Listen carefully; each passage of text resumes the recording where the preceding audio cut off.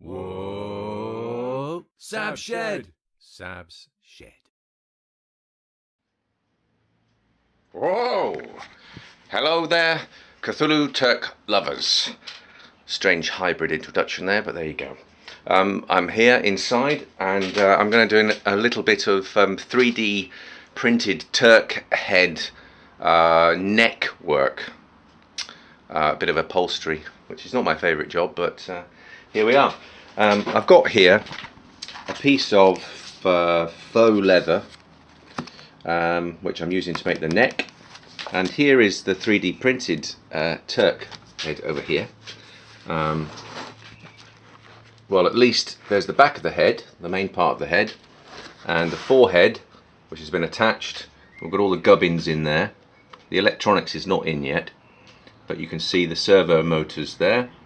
And what I've done, I've started to put some Velcro on these upper and lower levels. I made this bracket, it's a 3D printed bracket, bit of Velcro on it, and the same thing down here, which you can't see, but there's a piece of leather that's going all the way around there, and it's got Velcro on it, so you can take it off and access the electronics. Over here I've made earlier a faux leather strip. I'm not very good at sort of seam work, tailoring, whatever the word is. So I've just made a sort of seams by folding them over and super gluing them on, because I'm not very good at sewing. And then this has all got Velcro on, and I've made this little detail piece at the end, just to sort of tart it up a bit. So I've got some of these eyelets that you use a little set of special pliers. Nice mime. There you go. That one's for free. So I've made these little eyelets, and then there's just a shoelace that's been glued in there.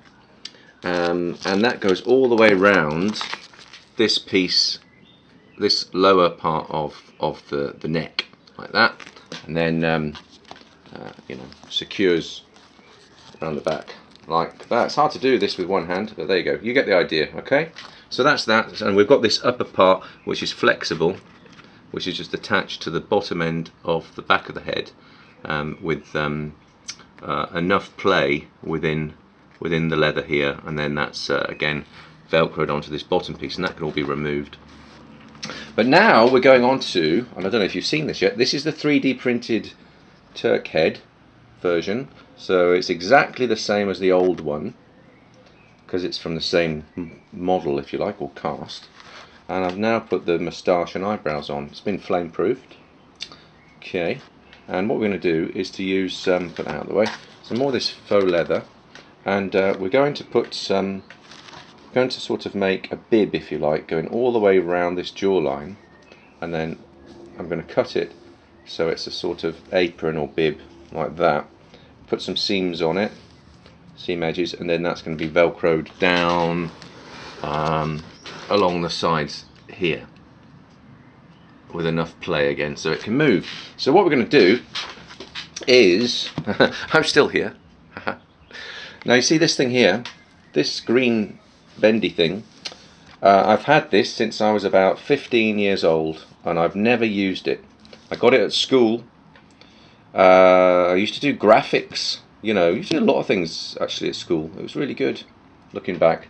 So we did graphics up to when we were, I think, 14, and then you could do your O-levels, and I didn't take it any further. But anyway, maybe I had this earlier, but let's say 14, 15 I got this.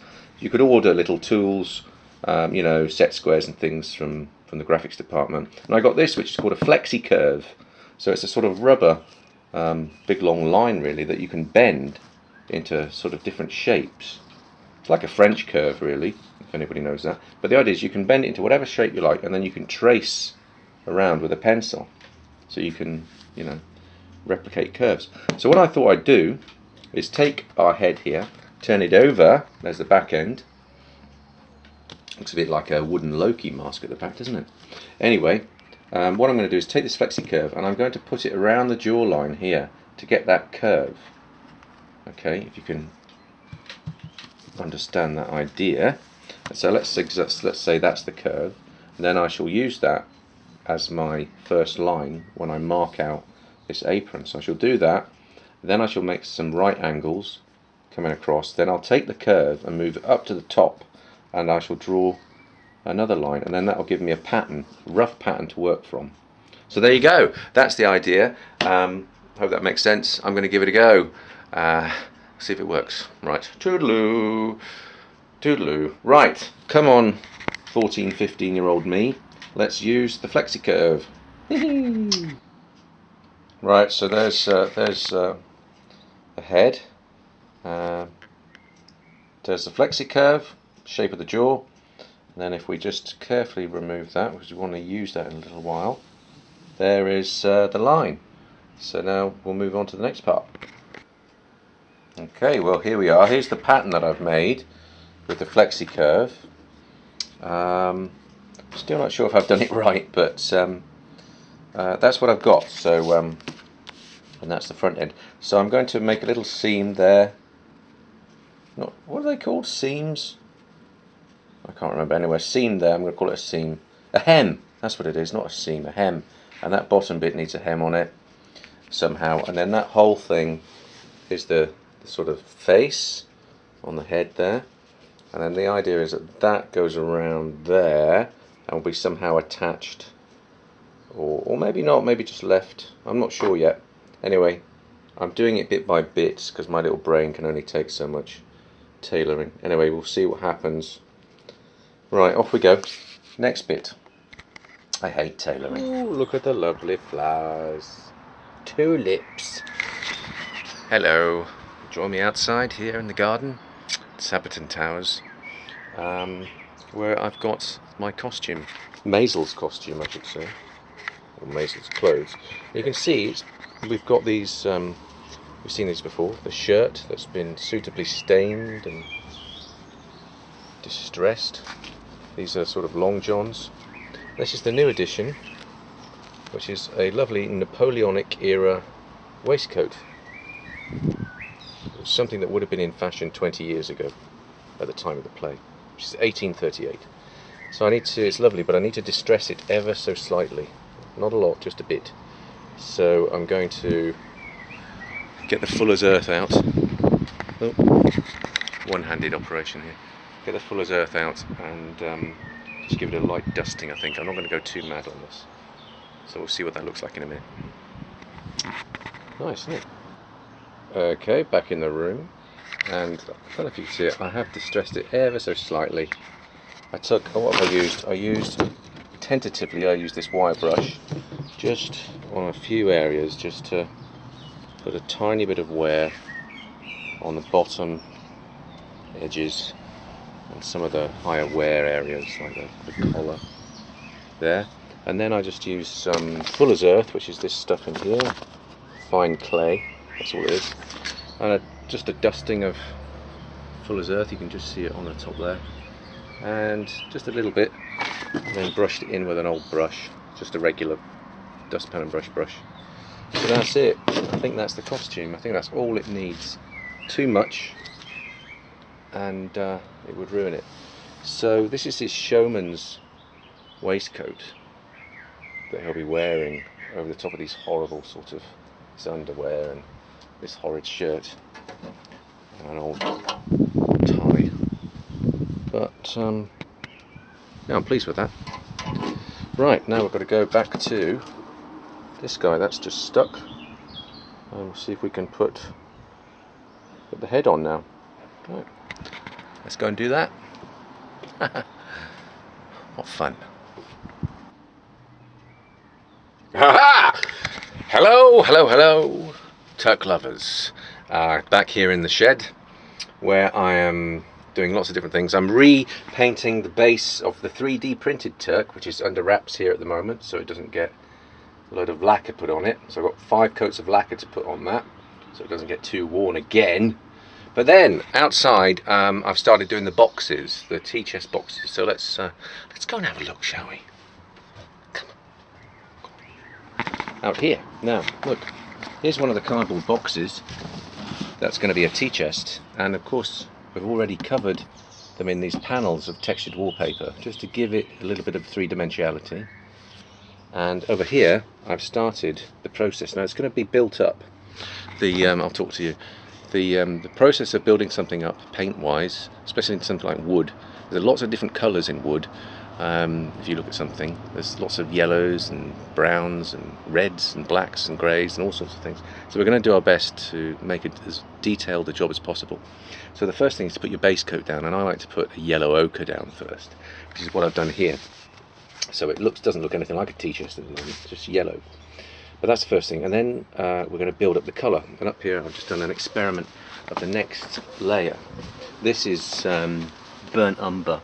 So I've mixed up some burnt umber there. I'm using Roscoe super saturated acrylic paint. It's water based, and you can dilute it many times. So I've got a sort of quite diluted solution there that's going to go over the top of the yellow, and I'm going to brush it on and be very sparing with it, and use a sponge just to give it a top layer so you can see some of the yellows coming through. That's what I want. In fact, this is probably a little bit too dark, but they'll do for now. And then I'm going to go over that again with probably a raw umber, which is more sort of darker colour again. And this is my, I've got these. I always have these little sort of mood boards, or you know, reference sheets. I just found these pictures of old teachers on the internet, so you can see that's a sort of, the wood is a yellowy browny colour sort of thing. This won't be, what I'm doing here won't be exactly the same, but it's just a guide, a rough guide. And I like these end corner pieces, so that's why I bought those cardboard end pieces here. And what I've done is I've painted them. I've got loads of these I've done now. First of all, I put some rivets in here all the way along, which are actually just paper fasteners. Let me go over this side, maybe a bit more light. It's hard to get the lighting right. And this has been painted to look like a sort of metal, a sort of steel. So what I've done is of course they've all been flame proofed, as are the boxes. They've been painted a grey, and then over the top of the grey a metallic finish put on it sparingly, and then some black detailing, and then on top of that we've had some red detailing put on top as well. I don't know if you can see, it's very sunny today and sometimes the shadows won't let you, but there's some red on there anyway to give it a sort of rust. Oh, what's the best way to show this? Can you, I don't know if you can see, it's very difficult, but there's a sort of hint of rust on there too. And these corner pieces are going to go anyway on the end of the box. So that's just a quick progress report. And there's loads to do, but hey ho. Right, onwards. Toodaloo. Hello, Turk lovers. Back on the box duty here. See, we've been doing some yellowing over there. This one's had its it's yellow ochre. Then it's had a burnt umber over the top. That's that browny colour. And now I've just mixed up a raw umber, which is a darker one still, and got a bit of green in there too. You know, I mean the actual colour raw umber. And I've just started to sponge this on. Okay, that's with the burnt umber and yellow ochre. That's now 3 colours: yellow ochre, burnt umber, raw umber.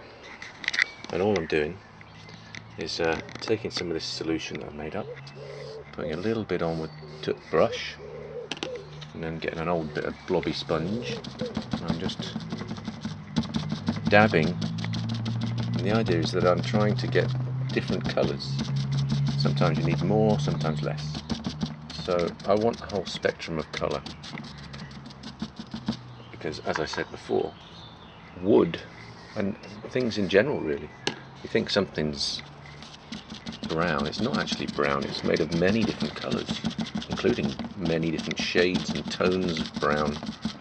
So there we are, that's better. So we've got little patches here, we're going to carry on doing that all the way over here. Quite nice. Yep, that's good. That's good enough for me. Then after this, what we'll do is we will probably do a black wash, I think. over the top. So we carry on layer by layer until we get a nice, I don't know, pirate's chest. Ha ha ha ha. Right, next time. Okay, there's the next stage done. So that's the raw umber wash over the burnt umber wash over the yellow ochre. The next stage is to put on a very diluted black wash. That's what this is. Just cheap acrylic craft paint that I got from Home Bargains. Diluted down sort of 1 to 20, something like that. And then we're just going all over this one. We're just going all over. You've just got to be brave when you're doing this, because when it dries, it will be slightly different. So that's what I'm going to do. Just to paint all of that, let it dry, and see what happens next. What fun! Da, da, da, da, da, da, da. There we are, finished woody bits anyway. I'm quite pleased with that. So that's had textured wallpaper, yellow ochre, and then a burnt umber wash, a raw umber wash, and a black wash, and at the end it will have some fuller's earth sprinkled on it to dirty it down even more. And then we're going to put these metal reinforced pieces on there. That's the next job. Of course they're not metal reinforced pieces, they are cardboard pieces made to look like metal. And so we have these kind of things going on there. Got it?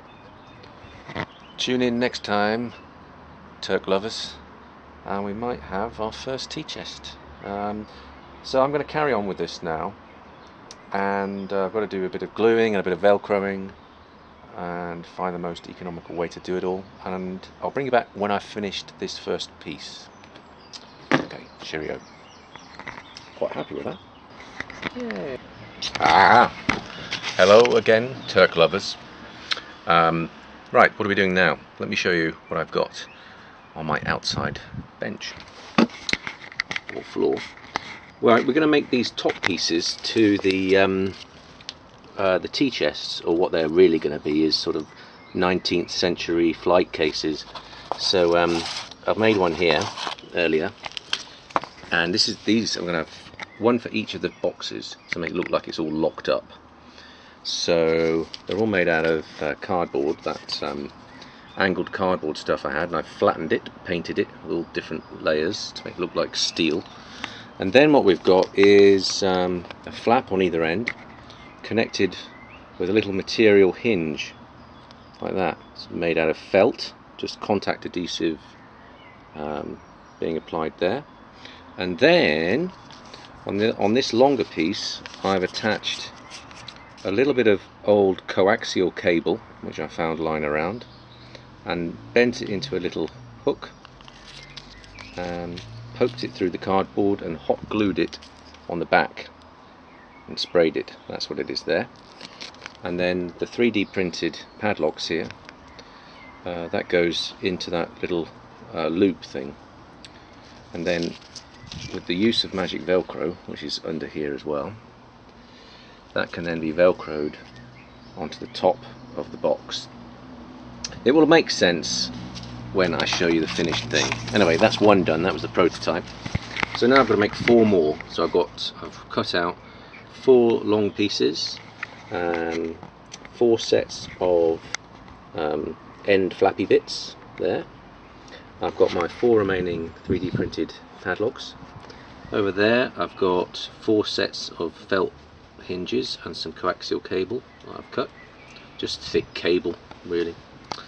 And then I've got some contact adhesive here for the hinges, and I've got my glue gun here for the cable bits, and I think that's it. Yeah, all my tools down there. So that's what I'm going to do. I'm going to get on with that, prepping my way to assemble the rest of the boxes. So we'll show you at the end. Right. Whatever you do today, you don't have to do tomorrow. That's what I keep telling myself. So I better crack on.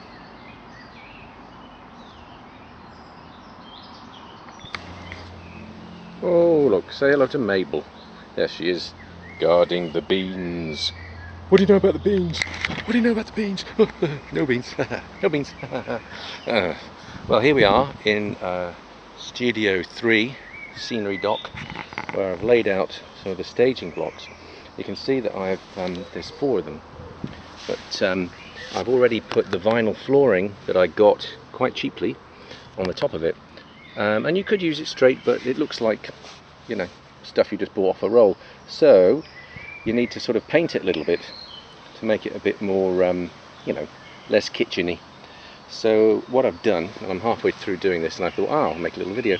I've made some paint up. This is Roscoe super saturated paint. This is raw umber, which looks like mud, which is quite nice. This is a very watery solution. It's like 1 to, oh god, I don't know, it's about 1 to 20 actually, something like that. And I'm just painting it on so it will dry in a kind of streaky way. Sort of, let me see if I can do this in one hand. So I'm sort of doing long strokes. This is too much there, but long strokes, and then it should dry and give you a nice streaky effect like what that is. I did one and it was too much, so I'm going to have to sand that back, and I've subsequently diluted this.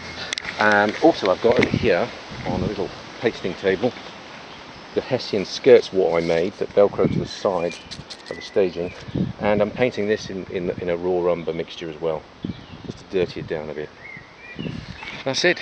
We'll see how we get on with that. So we're cracking on. Okay, cheerio. There we go. It's been finished, that one, and it's all in the stroke. Like Daniel-san in the Karate Kid, you know, paint the house up, down, up, down, breathe in, breathe out, up, down. Hi, just bring you back to show you progress of floor. As you can see down here, we've done all the flooring now, just a light wash and a little bit of sanding as well, all in the direction of the grain of the vinyl, just gives it a little dirty down bit.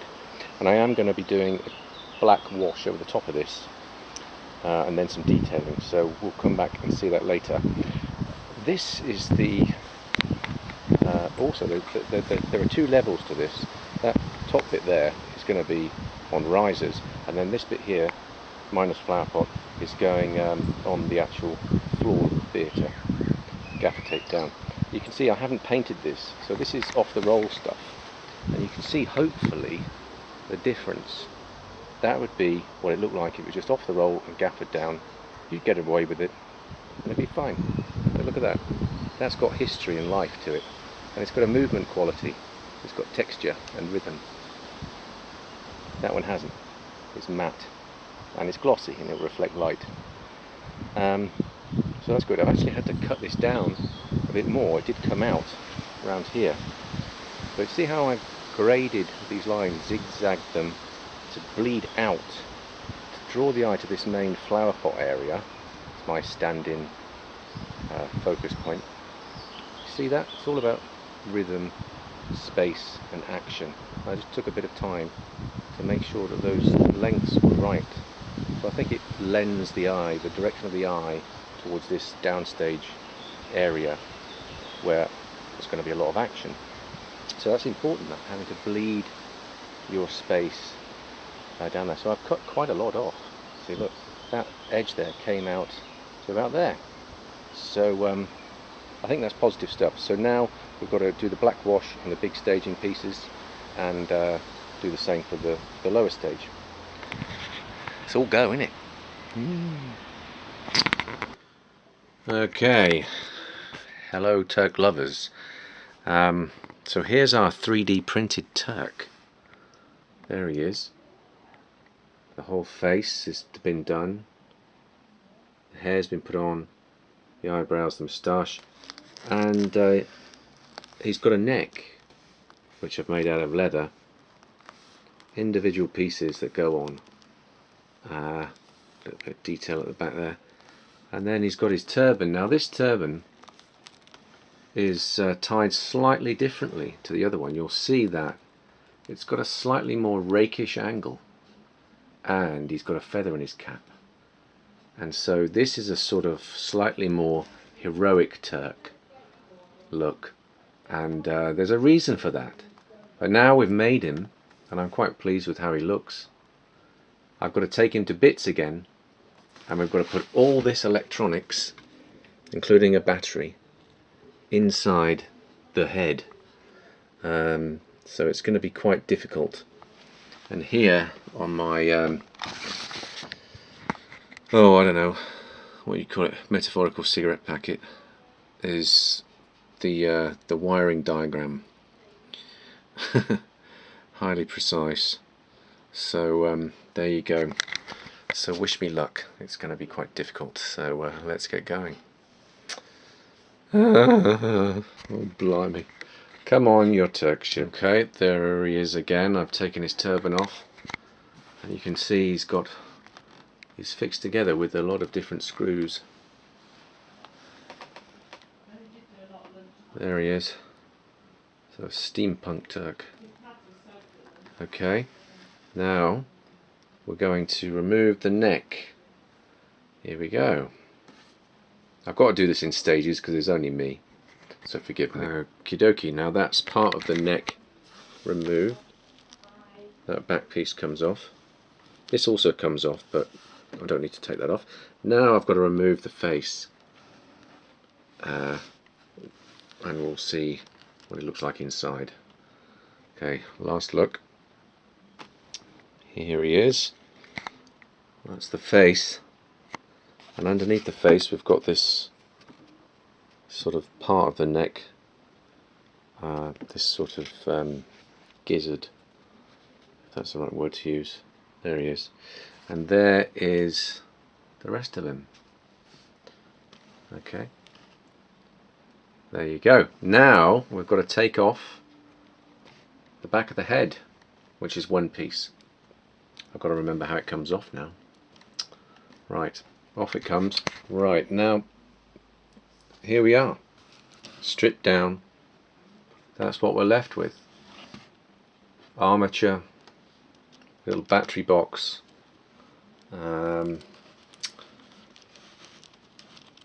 servos 1 and 2, and there's another servo under there, 3, it makes it go round and round, turntable.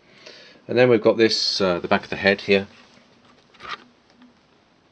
See that? There. Oops. There. That's the back of the head in one piece with the neck piece there. All velcros on. And then of course we've got the face. So there we go. Now the Arduino, which is over there, needs to be mounted here on this mast. So that's the first job to do, strip all these wires out. Hopefully I've remembered where they all go. And then see if I can mount the Arduino with some screws onto that mast there. Right.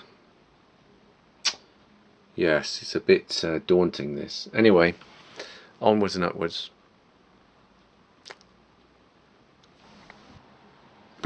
Hello again, Turk lovers, Cthulhu lovers, and all lovers in between. Right, what have we got here? We've got our friend here. Look at these things. These are dangly dongly things.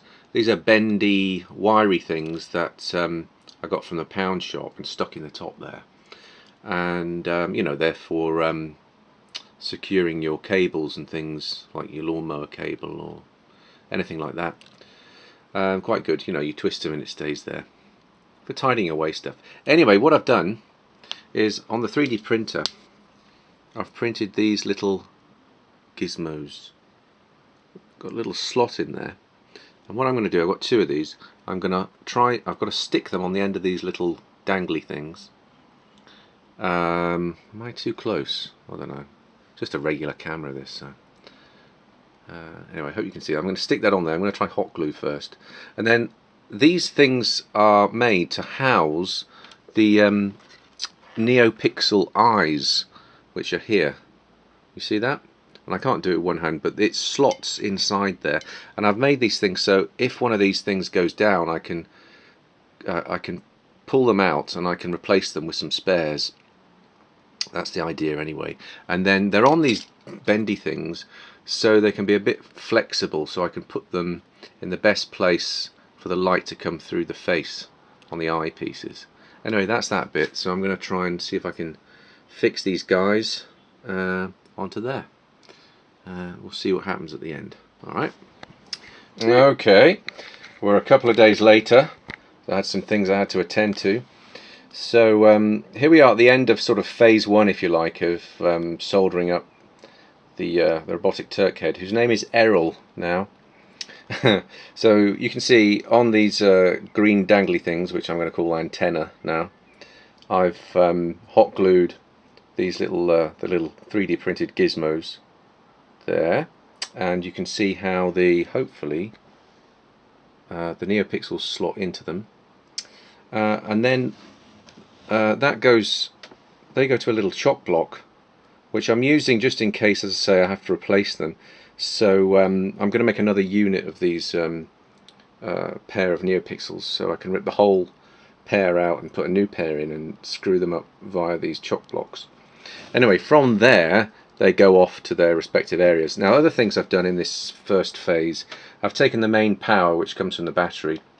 It's a USB power, and it splits here into obviously earth and a positive, negative. That goes underneath, goes through the base, and it goes to this little, can you see I've put a little switch there?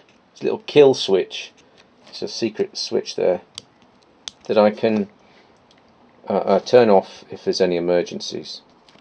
So that's there, and then it goes into the main sort of power loom, which I've started to do. So the where does it go? It comes back up through there, and the negative lines I've soldered. There's 5, I think. There's a 5 or 6. Anyway, there's 5 or 6 lines going into the negative, and there's a similar amount going into the positive there. There's one more positive to come off that, which goes up to the Arduino board, which is not on yet, and there's another negative there that also goes up to the Arduino board. So that's power. The servos, I've soldered together some sockets that I bought ages ago, so again I can replace the motors if they burn out. So they pull out there, so they've been soldered together. So you know, it's sort of future-proofing it. These are all the data lines for the servos that I've marked ready to be connected up again to the Arduino, and then the NeoPixels for the eyes. There they are. That's the data line for those. That'll also be connected up to the Arduino board. So that's that. I've also got here, we've velcroed on Bluetooth module and the MP3 player. I'm going to stick with the Velcro for the moment. I may have to hot glue them on. That's been hot glued on. That's a voltage bridge that drops and make sure you're just getting 5 volts. So that's it for now on for now on that. The next thing to do is, oh yeah, and I've made some little 3D printed washers at the back there to you know, so the Arduino board sits a little clear of the back. Right, so that's that. The next thing to do is to take this off again, and then to solder on all the little tails that need to come off, that then get connected up to the respective motors or eyes or media players or whatever. So I'm going to do that on the bench, so I'm going to take that off again. I've already measured roughly how long the cables need to be. So fingers crossed. Oh yeah, and I've put a capacitor there, reinstalled a capacitor there across the positive and negative of the NeoPixels, and that just helps save against any power surges. And there's a little resistor there. I covered all this when I was putting it together. That stops any data spikes. So there we go. That's it for now. There he is. It'll be tidied up at the end, but we've got some more wiring to do. So I need to get on to now. Hello. Phase 2 of that, but that's going to have to take a side. I'm losing my power of speech. It's going to have to be put to one side because now the priority has to go more towards the writing. But I'll be continuing with this off and on, so I'll bring you back and show you any progress. But that's it for now. Okay, cheerio. My brain's exploding. My brain's exploding. My brain's... Lovers. Send help. Send Right, help. Send help. here's Oh, no. phase 2 finished. This is the heart of the beast. The Arduino with all these little tails or tendrils or tentacles coming off. Very difficult job, very fiddly. And on the back, you can see I've put some hot glue over the top of the solder, which I hope will act as an anchor point so they don't get ripped out. It's been very difficult. I can't go in too close on this because it doesn't focus very well. But on these cheaper Arduino Megas, of course they're copies, it's all open source. There's no little holes next to these jumper sockets for you to stick your wires if you want to solder stuff on. So I've just had to make the best of it and you know, solder on top of these the pin heads that come from the jumper sockets. So it's been very difficult. Anyway, I've done my best. The continuity is okay, so hopefully it will work.